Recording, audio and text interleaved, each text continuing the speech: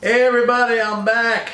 I was away most of last week. I had to take my daughter and drop her off at college, her first year in college. So that's how come I did not put out my usual daily videos. But I am back, and it is Monday, meaning that the new edition of MMT Trader has been sent out. If you want a copy of that, go to my website, pitbulleconomics.com, and sign up for a 30-day free trial.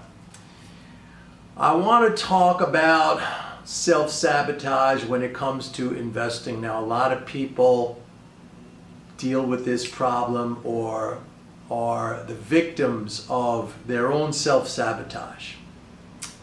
And if I had to boil it down, if you asked me what were, the two major things that I have seen both personally and dealing with people, what are the two things that cause most of the self-sabotage? I would say, and this is not particularly in order, but I would say number one is fear. And fear, of course, we're talking about emotion, all right?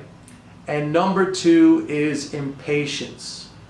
Now, both of them have, I would say, the same degree, the same magnitude of impact. So I'm saying I'm not necessarily putting one in front of the other. But if I had to boil it down to two things, those would be the two things. Now, I've experienced personally over the course of my very long investing career, and also in dealing with people who I help, who I coach, who have been subscribers, who I observe, whatever. So fear, which is emotion, and impatience. Now, when it comes to emotion, I normally say, look, we cannot control the market, all right? The market is the market. I mean, it is a reflection of millions and millions of actors, people in the markets, and the way they behave, and what they do and what they believe, etc. We cannot control that. However, what we can control is our own emotion.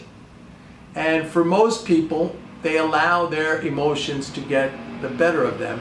And the primary emotion, and a very basic emotion that comes from really in the most primitive part of the brain, the limbic system, going back to when we were not even human beings, basically animals, is this fight or flight response, and it's fear. Now, you could also say that greed messes people up, but that's, to me, it's a whole other separate category. I think fear is the thing that messes most people up, and that's emotion, and they allow that fear to take over, all right? And I'll give you a perfect example. I had a guy who was a long-term subscriber. He got into some investments that I recommended based on a set of criteria. Okay, these were stocks based on a set of criteria. The criteria were, not that it necessarily matters, but I'll just tell you they were rising profitability, capital expenditure, cost cutting, value, and from value I mean PE ratio, earnings yield, that sort of thing. All right, so there were a set of criteria that triggered the yes decision to buy these investments, these stocks. Okay, now over the course of that investment, when they got in, the price went down, the price went against them. However, the criteria never really changed.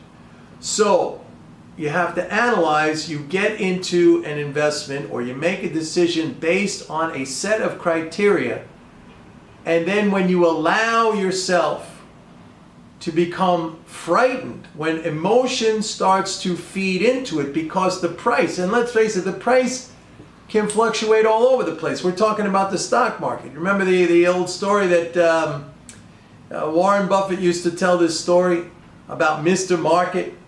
Mr. Market comes knocking on your door with a basket full of stocks one day, He says, would you like to buy these stocks? And the next day or a week later, he comes back with the same basket of stocks and they're priced completely different. They could be way lower, they could be way higher for no particular reason. That's the market. So what happened was, long story short, is this fella, he got scared about the price decline.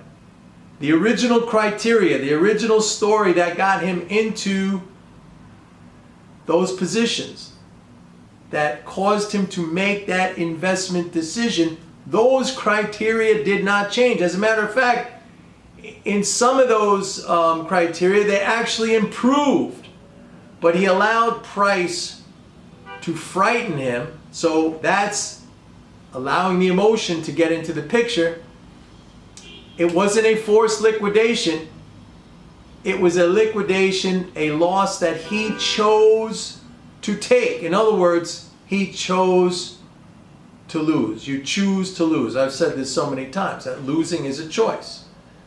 You can't get in, if you're going to be rational about this, you can't get in based on a set of criteria which causes you to make a decision, and then something arbitrary like price causes you to get out when you are not in a position even of a forced liquidation where you have a margin call or something like that. Now I can go over so many examples, dozens and dozens of examples, where price caused wrong decisions to be made. All right? Many examples where price caused wrong decisions to be made. And in the end, had those people or those entities not allowed that emotion to filter in and be swayed by something arbitrary like price, it would have worked out as a very profitable position. Just, to give you a couple of examples, and maybe these are not great examples. You look at what happened with Bear Stearns. Bear Stearns, well, that was kind of a forced liquidation, actually. But all of those investments that Bear Stearns had, which ultimately were taken over by the Fed, they all ended up to be profitable. But that was a forced liquidation. All right. This is worse because this was not a forced liquidation. This was a choosing to lose on the part of this investor for no particular reason, because the price fluctuated and he got scared. He allowed emotion to factor in. The other thing that I mentioned was impatience, and I've talked about this many times, and this also factors into what happened with this particular person. The investments, maybe he had on for a year, maybe for a little bit longer than a year. What is a year? And we're talking about stocks. We're not talking about highly volatile derivatives, okay, that can move around percentage-wise a great amount in a very short period of time, or that have maybe an expiration. We're talking about stocks that were not even margined, that were, cash purchases of stocks. Now, I've used this example many times. Warren Buffett, who's worth like $100 billion, and he's never invented anything. He never built any industry. He's an investor in the stock market starting from very little means.